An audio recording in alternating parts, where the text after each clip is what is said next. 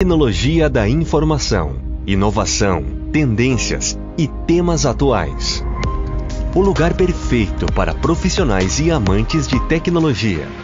Está no ar mais um episódio de CIO Cast, uma dose de tecnologia da informação e inovação. Esse podcast tem um oferecimento de Wiser Tecnologia, um parceiro completo. CIO Cast.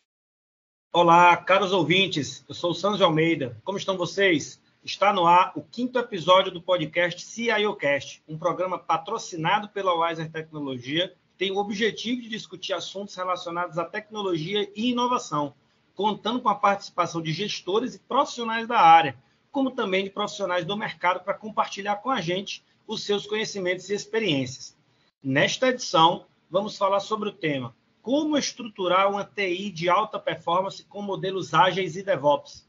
Conosco temos neste episódio o Estênio Oliveira, Head de Desenvolvimento da Wiser Tecnologia, e como nosso convidado especial para conversar conosco sobre este assunto, recebemos o Marcelo Zanato, CIO da Forte Brasil, atua na área de tecnologia desde 1997, do qual passou por grandes empresas como Oracle, Casas Pernambucanas, Riachuelo, Renner e Bradesco Odontoprev. Com experiência em diversas áreas de TI, como infraestrutura, desenvolvimento, arquitetura, segurança da informação e governança, hoje Zanato tem o papel de CIO ou CTO na Forte Brasil. Obrigado pela sua participação, Zanato. Obrigado por ter aceitado o convite. Opa, pessoal, eu que agradeço aí pelo convite, por essa oportunidade. Espero atender as expectativas aí de vocês, né? A gente tem um episódio bacana hoje, falar sobre alta performance, né, Sanzio? É isso aí. Bem-vindo também, Estênio, mais uma vez. Obrigado, Sanzio. Obrigado, Zanato, pela participação. Legal. Deixa eu só antes botar um desafio para a galera aqui, se me permitem, tá?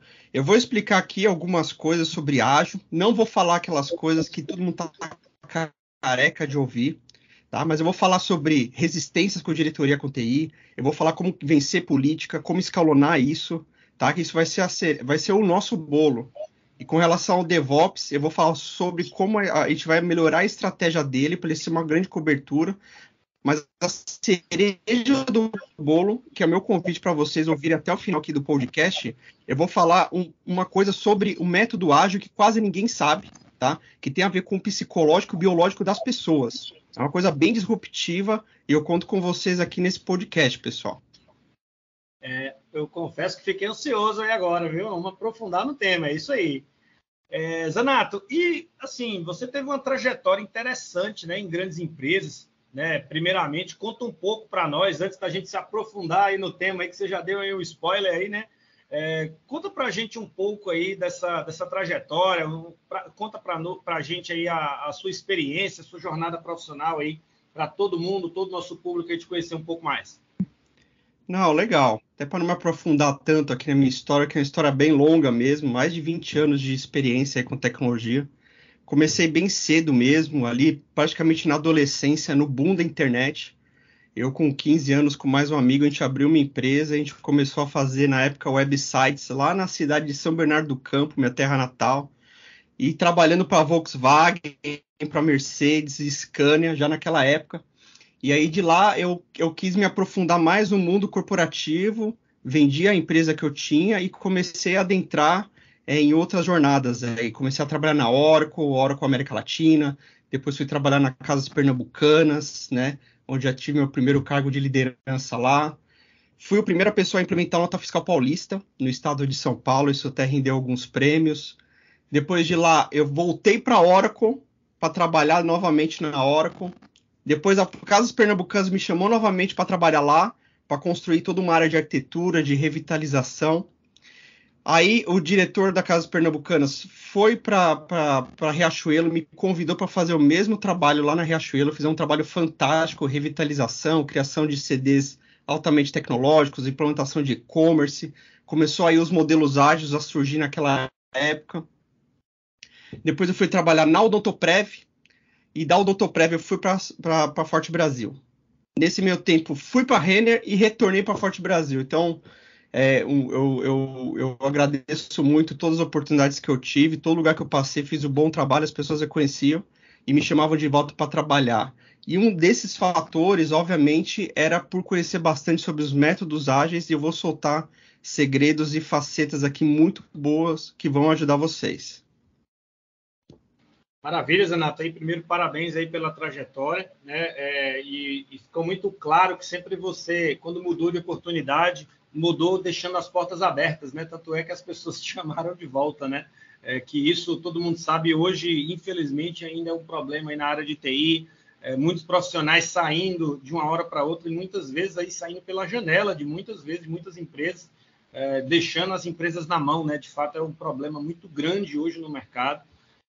Parabéns aí pela trajetória, parabéns aí por sempre sair com as portas abertas e eu estou te falando isso porque sempre as empresas te chamaram de volta, né? Então, isso é um fato realmente. Parabéns aí pela trajetória. Obrigado.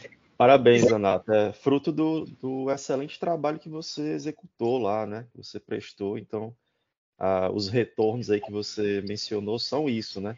Você deixa ali um legado e o legado é tão bom que o convite é feito para você retornar ou então para participar de novos projetos, né?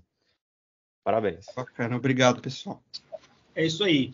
Zanato, como as metodologias ágeis te ajudaram e ajudaram as corporações por onde você passou? Você tem um mega case, que é o caso da Forte Brasil, aí, falando um pouco mais recente, né? Exato. É até interessante comentar sobre isso, porque são 3 empresas que eu ajudei a implementar o ágil, tá? E óbvio que eu acho que o da Forte Brasil, que é a empresa que eu trabalho hoje, a gente tem um mega case, porque a gente conseguiu implementar o ágil de uma maneira global, na corporação como um todo. Mas também tive outros modelos também, na Odontoprev e na Renner. São 3 cenários distintos, muito interessantes de falar, eu vou tentar falar rapidamente aqui, tá? No caso da Odontoprev, que já foi alguns anos atrás, começou muito naquele modelo de esteira ágil, tá? Não tinha aquele conceito de método ágil na corporação como um todo, como o modelo Spotify que a gente conhece hoje, né? Então, foi uma coisa que surgiu muito mais dentro da TI, fazendo dentro da TI com as equipes de desenvolvimento e convidando stakeholders do negócio para tentar ser PO, né? Na verdade, no fundo, é aquela tentativa de tentar entregar projetos mais rápido, né? Não é uma cultura ágil, é um método diferente de se pensar e pensa só em Scrum e tal, não tem uma visão muito mais ampla, mas a gente conseguiu implementar muito legal. No caso da Renner, foi um caso interessante, porque é uma empresa super tradicional, muito grande, ela tem o seu nome no mercado, tem a sua autoridade, mas internamente ainda ela tem processos antigos, ou tinham processos antigos, né? E muita resistência do negócio, aquela coisa ainda muito negócio versus TI, aquela barreira, né? E a gente fez um trabalho muito bacana lá, de misturar a TI com o negócio, tá? E mais para frente eu vou falar um pouco sobre isso. Mas a gente conseguiu jogar as pessoas de TI para dentro do negócio, a gente fez um programa chamado TI no Negócio, e com o tempo, como formiguinha, o ágil foi nascendo naturalmente. Agora, na Forte Brasil, agora falando com um pouco mais de detalhes, a gente tinha realmente uma grande missão da gente melhorar nosso time to market, né? A gente via concorrentes que estavam de fato, entregando muito mais rápido. Vocês sabem que empresa de cartão de crédito, fintechs, é um mundo muito nervoso. E a gente percebeu que a gente precisava de mais produtividade, soltar mais coisas no mercado rapidamente. Tá? E a gente tinha também já um fator muito legal, que era o clima da organização, que é muito boa. Então, a gente não tinha muitas barreiras dentro do nosso negócio. E tem um benefício também da Forte Brasil, que toda a diretoria é uma cabeça super jovem, são executivos muito mais jovens, muito mais abertos a grandes mudanças. Então, a gente fez primeiro um trabalho de diretoria para ensinar um pouco sobre métodos ágeis, todo mundo leu o livro sobre agilidade. Olha que interessante, a nossa CEO super comprou a ideia, começou a respirar o negócio, começou a só pensar que isso é a solução, isso ajudou bastante a gente implementar. A gente fez primeiro 5 squads, voltados muito mais para o que era mais crítico para o negócio, como, por exemplo, a aquisição de clientes, a parte de faturamento. Tinha só uma coisa de back-office. E aí, quando veio a pandemia, aí a gente deu um passo muito grande, porque até então era como se fosse aquele modelo ágil também, visando o Scrum. Mas quando veio a pandemia, a gente falou assim, pô, a gente tem que ser muito disruptivo, tá? E a gente deu um passo muito importante de adotar o modelo da Spotify, que é, de fato, misturar as áreas de negócio. tá? Então, hoje, para vocês terem uma ideia, a gente tem mais de 20 squads, já estamos com 25 squads, todos divididos em jornada do cliente, tanto B2B, B2C, e tem tudo misturado ali. Tem marketing, tecnologia, data science, produto, e isso potencializou muito a nossa empresa. A gente entrega muito rápido as coisas, com grande qualidade, qualquer problema a gente consegue retornar dentro de casa e trabalhar, e deu super certo, tá? Resistência zero. Eu posso até falar assim, eu sou um case como um diretor de TI. Minhas dores de cabeça com tecnologia são praticamente zero, pessoal. Zero. E mais para frente eu vou explicar o porquê disso, tá? Mas hoje minha vida como tecnologia é mil maravilhas. Não passo mais tantas madrugadas, tanto estresse, deixei de perder cabelo da cabeça, tá? Mais para frente eu dou mais detalhes. Mas esse é o nosso case da Forte Brasil, Sanzio e Stênia. Que legal, Zanato. E, na verdade, assim, você até algo interessante que você falou, que é algo que eu sempre prego quando vou fazer palestras, ou até mesmo aqui no podcast, falo para o nosso time aqui internamente na Wise, é que se a alta diretoria, a alta direção da empresa não comprar ideia, a TI não tem força alguma. E, Zanato, quais são os principais desafios, não só nessa estruturação aí, né? Mas para romper antigas crenças e culturas dentro de uma organização que decide seguir metodologia ágil? Esse aí é um tema bem interessante. Eu vejo muitos colegas aí de trabalho que sofrem com isso. E a gente sempre fica com aquele pensamento, poxa, se não tiver 100% apoio da diretoria, a coisa não vai. Não, tem estratégias que demoram um pouco mais e que funcionam, tá? Então, eu vou falar aqui um pouco da Renner, por exemplo, né? A gente tinha algumas resistências das áreas de negócio e a diretoria da Renner, o acesso dela é praticamente impossível, assim, né? Porque é uma empresa muito grande, é um grande grupo. E a gente fez uma estratégia muito bacana, que vai uma grande dica aí para meus colegas diretores, que é você começar a inserir o seu time dentro das áreas de negócio. A gente fez um plano lá chamado TI no negócio, que foi muito bacana. A gente pegou aquelas áreas que a gente via que tinha um pouco mais de parceria, que não tinha tantas brigas, resistências. A gente chegou e falou o seguinte, olha, você pede bastante coisa para a gente e tudo mais, a gente quer que o nosso time conheça mais do negócio, respira suas dores, né?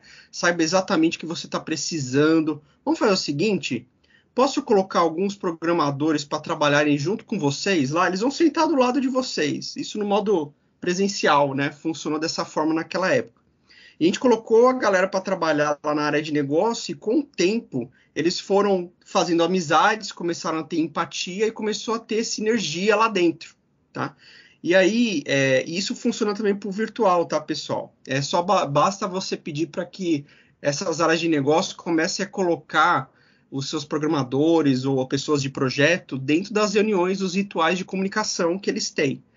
Aí, com o tempo, vai começando a ter sinergia entre essas pessoas. E aí é como se você tivesse, por exemplo, um pedaço da sua TI já inserida dentro do negócio. E através dessas pessoas você começa a falar sobre métodos ágeis, naturalmente vai sendo colocado dentro da área de negócio e quando menos espera é como se criasse já um ecossistema, um squad dentro da área de negócio. Então essa é uma estratégia super certa que deu na Renner. Eu tenho outro colega que eu comentei isso, ele implementou na empresa dele. E também está dando super certo, tá? Então essa é uma forma de romper resistências com o negócio. E com a diretoria, eu tenho uma outra dica também, que é como começou um pouco na Forte Brasil também. É muito difícil você chegar e fazer uma baita de uma apresentação sobre métodos ágeis, squads, Scrum. Então, uma dica que eu dou é o seguinte, compra alguns livros de agilidade e dá de presente para a diretoria, por exemplo. Dá um presente para eles como livro, olha, isso aqui é um livro que eu achei muito interessante sobre agilidade, acho que vai ser uma coisa legal, tal. Eu acho que isso pode ajudar. Tanto é que é engraçado que falar sobre o case da Forte Brasil, várias pessoas na Forte Brasil se sentem, donas do case da Forte Brasil, donas entre aspas, como autor da agilidade na Forte Brasil, porque todo mundo começou a gostar do tema e começou a vender isso dentro da empresa. E isso é muito legal. Não tenham aquele sentimento de que eu sou o dono da ideia, entendeu? Façam com que as áreas de negócio comecem a prosperar e a vender agilidade dentro das companhias, tá? Então, dá super certo, dá para romper a barreira sim.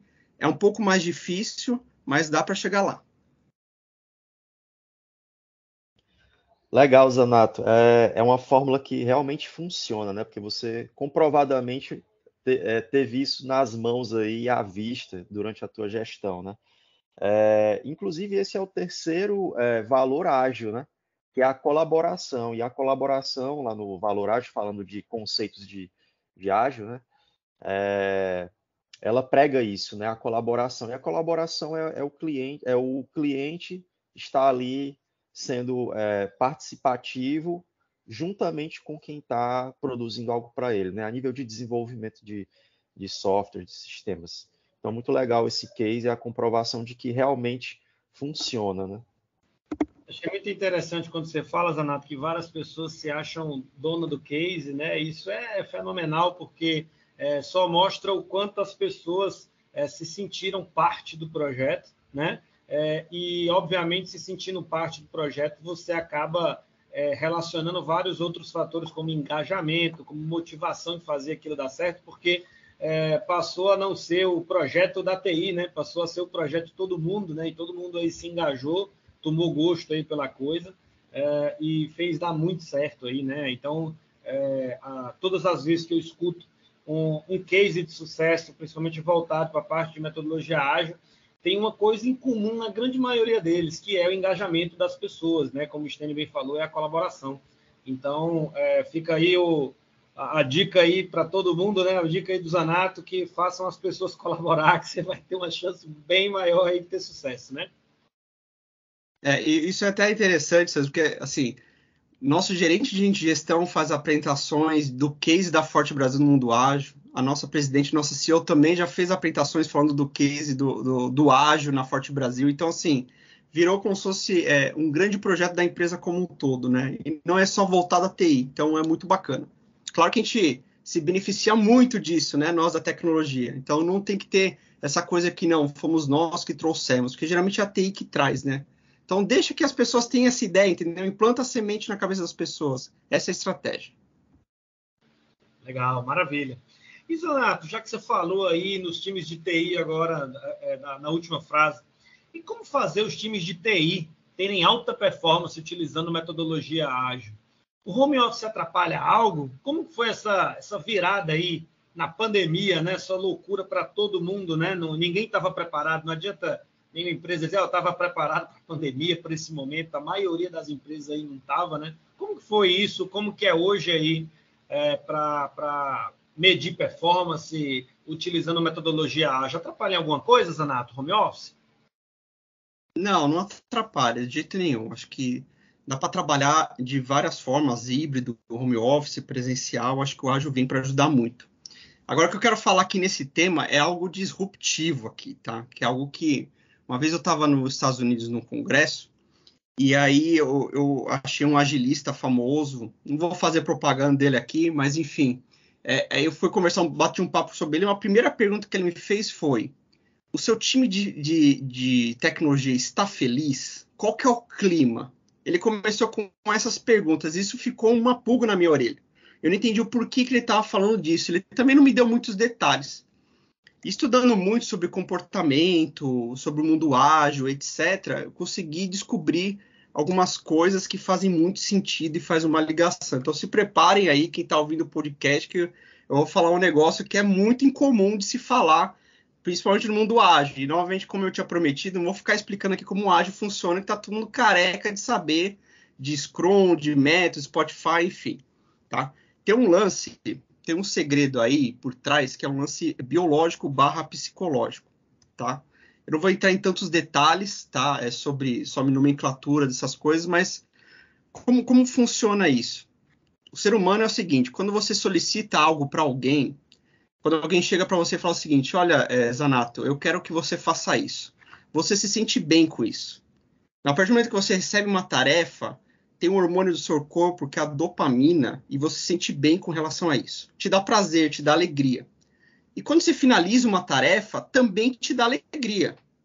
Tá? Então, isso é importante. Tá? No começo de uma tarefa e no final dela, as pessoas se sentem bem. É uma realização. Primeiro o reconhecimento, depois realização. Tá?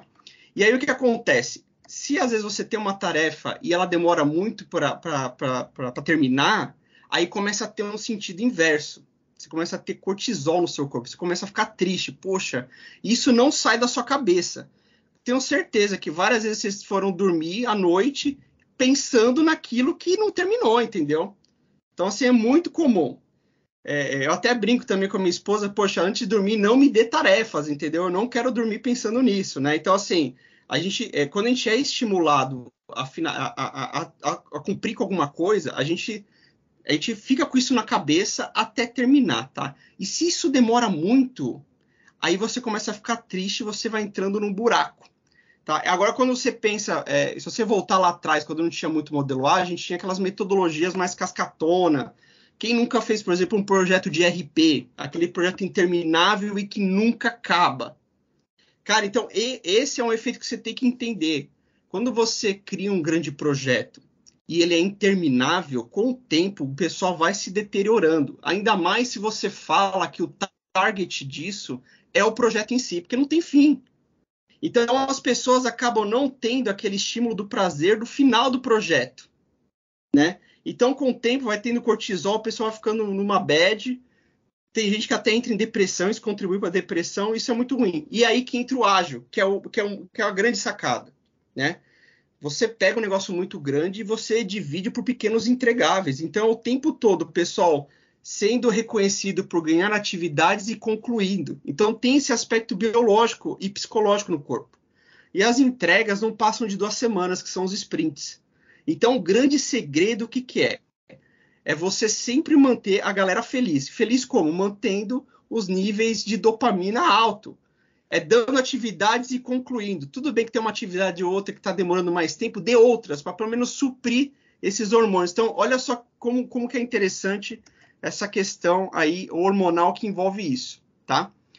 Tem um outro conceito também que é ligado a isso, que a gente chama de open looping. Até aí tudo bem? Tem alguma dúvida aí? O Sanzio, o Stênio? Não, da minha parte era só complementar, Zanato, que é chamado de sistema de recompensa, né? Você está falando do sistema de recompensa, né? Que no caso do desenvolvimento funciona também muito bem, né? Isso é encontrado em outros ambientes de trabalho e atividades, né? Mas que no caso do desenvolvimento de software casa muito bem, né? Porque você recebe uma missão ali no início da atividade, seja individualmente ou seja em equipe, e ao final de tudo isso, você obviamente espera que aquilo ali seja concluído. A recompensa é isso, né? Ver ali o teu trabalho se concretizar. E as pessoas, que aí é um outro ponto que eu queria trazer, que é interessante, né? É que no desenvolvimento de software, ao final, você ver que as pessoas que estão recebendo o teu produto, que você concretizou para elas, não para si, mas para elas, que elas de certa forma, te dão uma recompensa de diversas maneiras, né? Com parabéns, com agradecimento. É claro que no final vai ter monetariamente alguma coisa ali, né?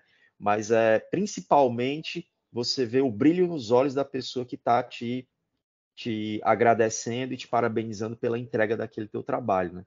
Então é a forma recompensadora de você receber positivamente essa dopamina, né? Era isso. Exatamente isso. Não sei quem está nos ouvindo que tem filhos, por exemplo. Você não pode mais ficar cobrando o seu filho de passar de ano. Dê desafios para ele ir melhorando nota a nota em cada prova, por exemplo, sabe? Então, assim, quando você entende esse conceito, você começa a aplicar para tudo. As minhas áreas de operação infra, eles usam o método ágil, mas muito mais o conceito do Kanban. Não tem muito aquela questão do ciclo, né? A gente até usa o Velocity para medir a produtividade.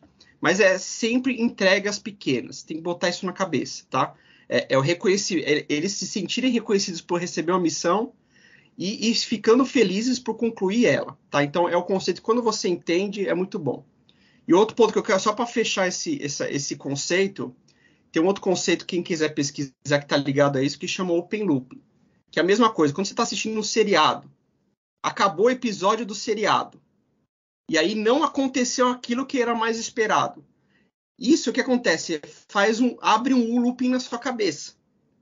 Que é a mesma coisa, começa a ter estímulo de hormônios na sua cabeça, você precisa fechar aquilo.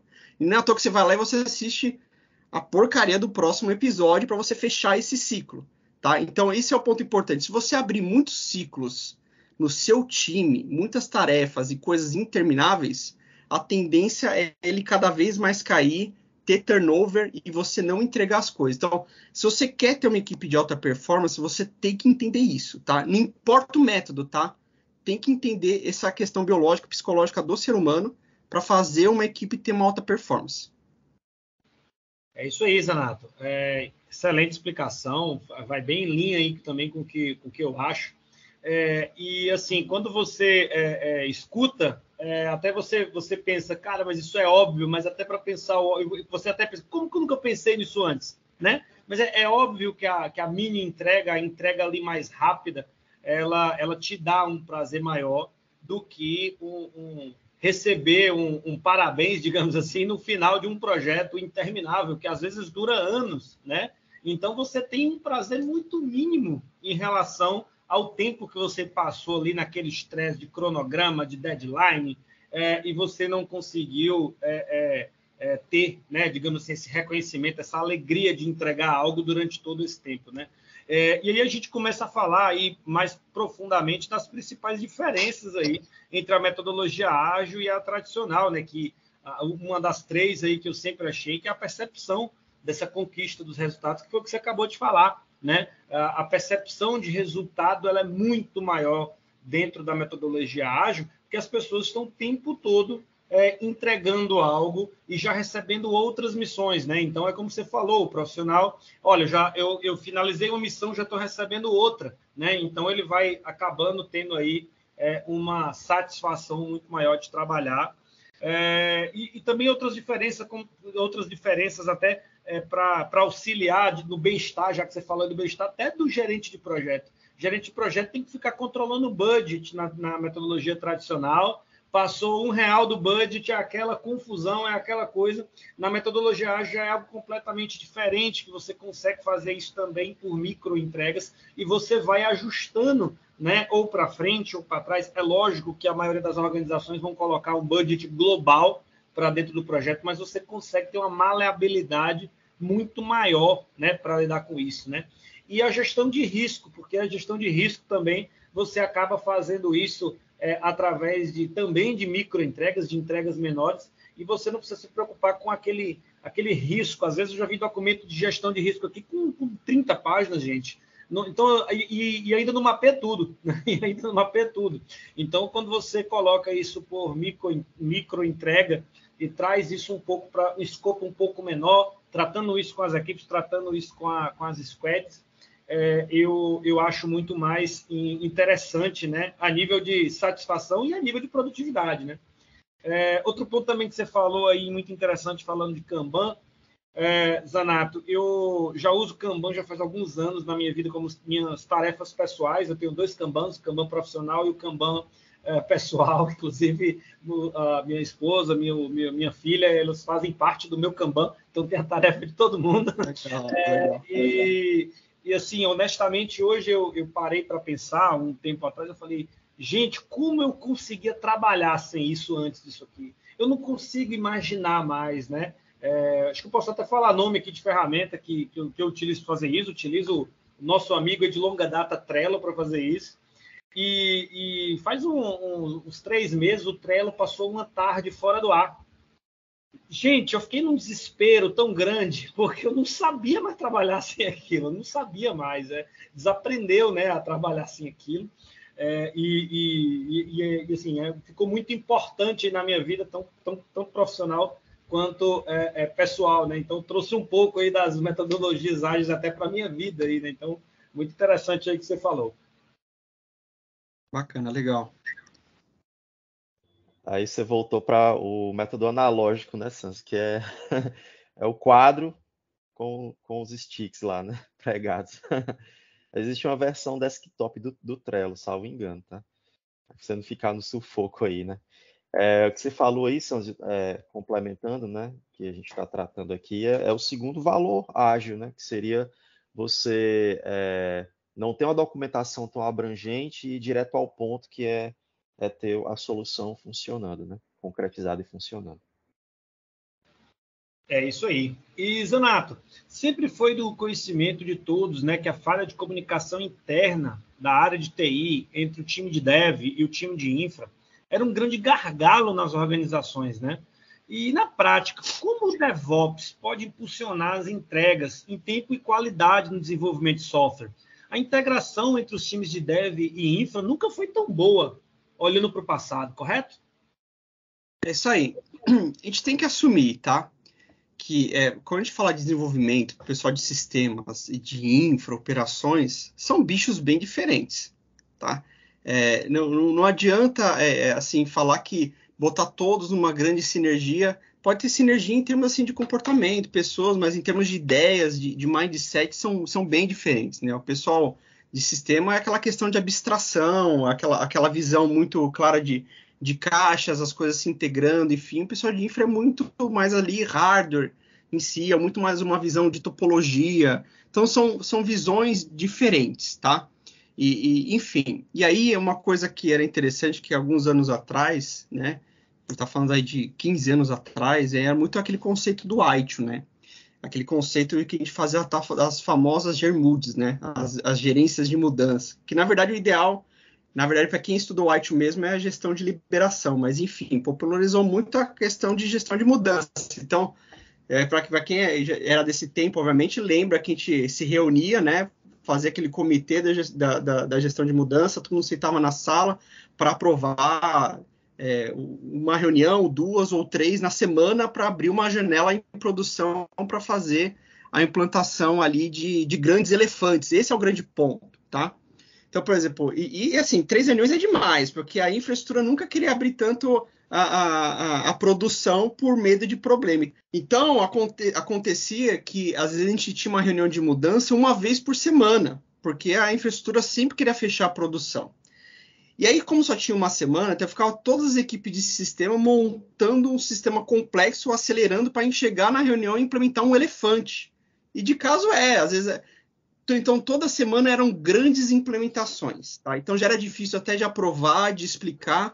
E quando entrava em produção, acontecia aquela coisa que, às vezes, por causa de uma bobeirinha, de um erro, dava rollback. E aí tinha que esperar mais uma semana, daí aproveitava que estava já desenvolvendo e ia aprovar de novo, já implementava novas features sem ter testado as anteriores. Aí chegava com um elefante um pouco mais gordo na reunião de mudança e tentava implementar em produção. E virava isso uma bola de neve, um grande ciclo, né? Então era sempre grandes elefantes entrando em produção, e às vezes chegava o gestor, isso tem que entrar de uma vez por todas, entrava, dava um monte de problema, e todo mundo de braços dados, de madrugada, resolvendo esse problema, esse grande elefante, né? E aí que tá, né? Eu acho que o grande benefício que a gente tem aí é a questão do DevOps em si, né? Que ele quebra várias barreiras, né? Uma delas, obviamente, é você, entre aspas, você ter uma produção aberta constantemente, uma esteira automatizada, controlada, que também mede qualidade, mas que em vez de você deixar passar elefantes, se você abre mais essa produção na mão do programador desde lá do versionador, vão entrando cachorros, entendeu? Não são mais grandes elefantes. E se aquele cachorro entrou, deu um problema, deu uma latida, ele volta. Entendeu? E você trata aquilo. E outros cachorros em paralelo vão entrando e o que dá certo continua, o que está dando errado volta e é vacinado para depois retornar. Então, dá uma fluidez muito melhor, tá? E sem falar que também não para todo mundo. Aí o desafio da infra é o seguinte, é proporcionar também tecnologias para garantir isso que eu chamo de hot deploy, né? E sim, a gente pode fazer entradas em produção ao longo do dia, desde que a gente tenha a tecnologia trabalhando a nosso favor, né? De garantir que quando entrou uma coisa nova, novas sessões começam a trabalhar naquela nova versão e quem já estava trabalhando continua na antiga e naturalmente novas sessões vão entrando na nova e uma hora zero, entendeu? Então, tem tecnologia para isso e a gente tem que se beneficiar nesse sentido, tá? E um ponto importante que eu queria comentar também é que, assim, isso funciona muito bem para quando a gente está falando de sistemas, em softwares. Quando a gente está falando de infraestrutura, a gente tem sim tecnologias, né, como infraestrutura ágil, que você consegue criar scripts para fazer criação de ambientes, tudo, mas tem um lado de hardware que é mais complexo. E aí eu vou assumir que, para esses casos, a gente precisa ter, de fato, algum tipo de ritual para a gente tratar como uma gestão de mudança. Mas daí é só o pessoal de infra com infra, praticamente, né? E aí, para finalizar esse ponto do DevOps, mesmo tendo DevOps e tudo automatizado, não impede da gente ter documentações, mas isso aí a gente pode falar mais adiante. Mas a questão o DevOps ele vem para ajudar nesse sentido sim, tá? Para deixar o pessoal de infraestrutura fazer o trabalho deles e o pessoal de sistemas fazer o trabalho deles, dentro de uma esteira ágil e inteligente. É isso aí, Zanato. Entendo perfeitamente o que você falou. Até quando você falou sobre o Gmood, deu uma nostalgia aqui quando lembrei aqui. Antes de empreender, antes de montar o Wise aí, no final de 2018, eu fui gestor de TI, por coincidência o Stênio atuava comigo na mesma empresa, e a gente, por coincidência também, ele era o head de desenvolvimento, e a gente já teve algumas reuniões no passado, o time de dev, time de infra, até o ponto de eu chegar e falar, pessoal, tem um time aqui falando chinês e o outro falando inglês, tá? Ninguém está se entendendo aqui, né? Porque justamente aí na época a gente não havia implementado DevOps, não existia essa camada e era um diálogo muito difícil. E hoje na Wise, já digamos assim, de um outro formato de trabalho, hoje a gente vê, na maioria das empresas, esse problema continua, né? Continua, é um diálogo muito difícil. Sempre a infra, principalmente quando não tem profissionais tão maduros, colocando, entre aspas, culpa, colocando o problema em cima de aplicações, em cima de código-fonte, e o contrário, né? O desenvolvedor ele sempre quer mais infra, ele sempre quer mais hardware, ele sempre quer IOPS, você acaba ficando no meio dessa confusão, e quem é prejudicado é a organização, porque acaba não tendo as entregas dela no tempo que precisava, né? Fica todo mundo brigando, todo mundo jogando a batata quente no colo do outro e a organização vai ficando aí no meio dessa briga, né? Então, concordo completamente com você aí que essa camada aí veio para ajudar nesse sentido, principalmente da comunicação, no entrosamento, né? Acho que essa palavra aí pode classificar bem, no entrosamento aí para fornecer aí todas essas soluções. Exato, isso eu queria complementar, Sancho. Se a gente tem essa briga dentro de casa, a TI não é eficiente para o negócio e a gente acaba perdendo esse time to market. Quem realmente sofre é a empresa como um todo, tá? Agora, um ponto importante até para complementar é que, assim, quando às vezes as áreas de TI, as diretoras de TI, às vezes vão implementar o DevOps, às vezes tem aquele sentimento de fazer de uma forma padronizada, entendeu? Por exemplo, uma mesma esteira para tudo, sabe? Não, todos os projetos vão passar por essas etapas, e aí pode ocorrer também da esteira DevOps ficar tão comprida, tão complexo ao ponto de nada também ser aprovado, porque você passa por crivos e gates de aprovação no meio do caminho.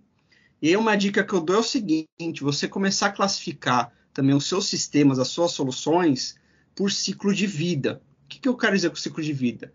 O software é assim, você começa a desenvolver, ele vai evoluindo, uma hora naturalmente ele vai engessando e morre para iniciar um novo, tá?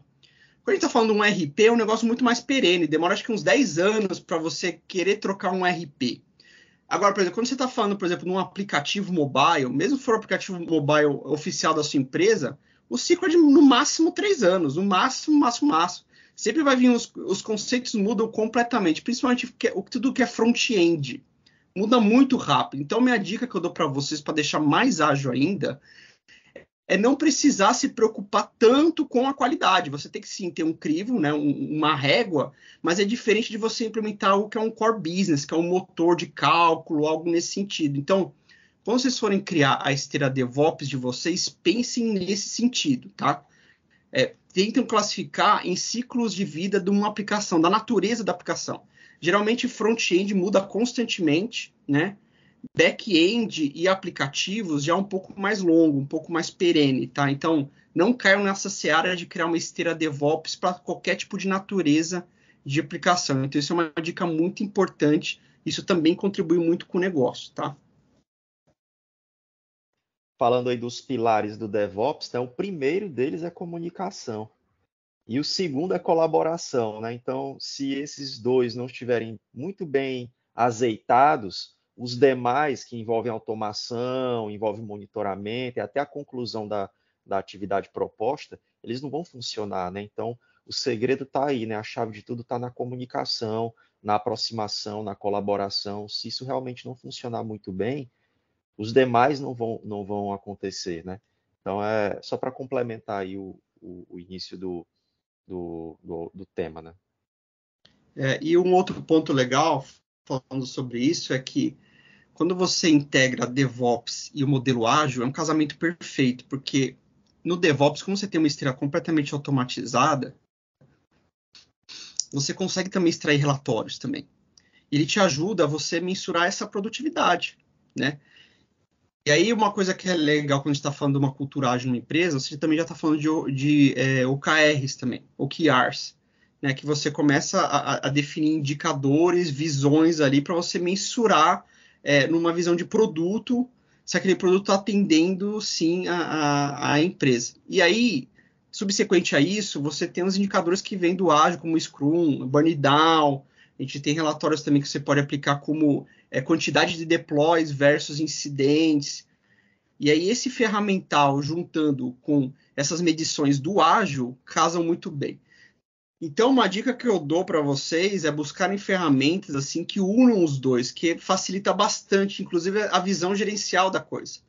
Nós, lá na Forte Brasil, por exemplo, a gente está usando e a gente está tendo ótimos benefícios com o Azure DevOps, por exemplo.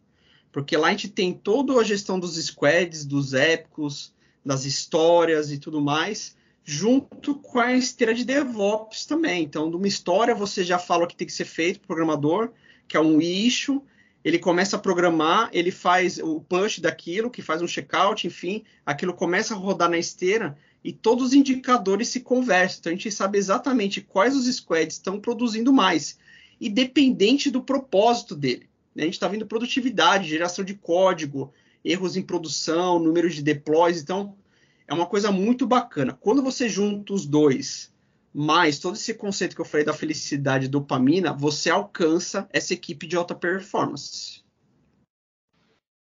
Perfeito, maravilha, Zanato. E, Zanato, dentro de tudo isso que a gente falou, existem muitas empresas que se dizem agilistas, né? Mas não abandonaram, né, completamente os modelos antigos e convencionais, baseado em muita documentação, né, formalidades exageradas, muitas vezes. Você acha que toda empresa está pronta realmente para ser orientada à metodologia ágil? Pois é, tem dois aspectos importantes aí. Um deles é essa questão da cultura, que realmente tem que ser vencida. Daí, como eu mencionei antes, tem formas e formas de fazer, né? Ou começa pela TI, né? Uma visão mais bottom-up da coisa, você começa a arrumar dentro da sua casa, começa a convidar. Isso é a primeira visão que a gente acaba tendo e eu acho que é a menos efetiva.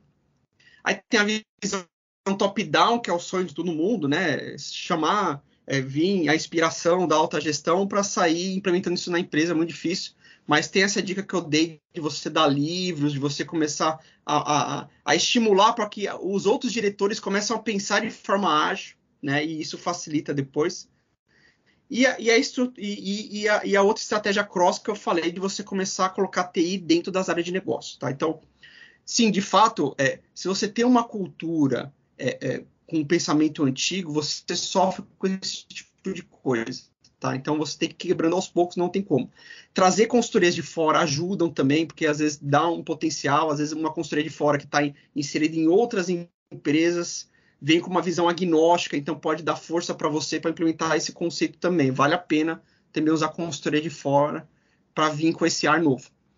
Agora, tem um caso que é uma coisa que me deixa muito triste ainda e que é comum, é o seguinte, principalmente em empresas que têm órgãos regulatórios, que você tem que prestar contas de documentações, né? Tem aquelas famosas auditorias externas, né?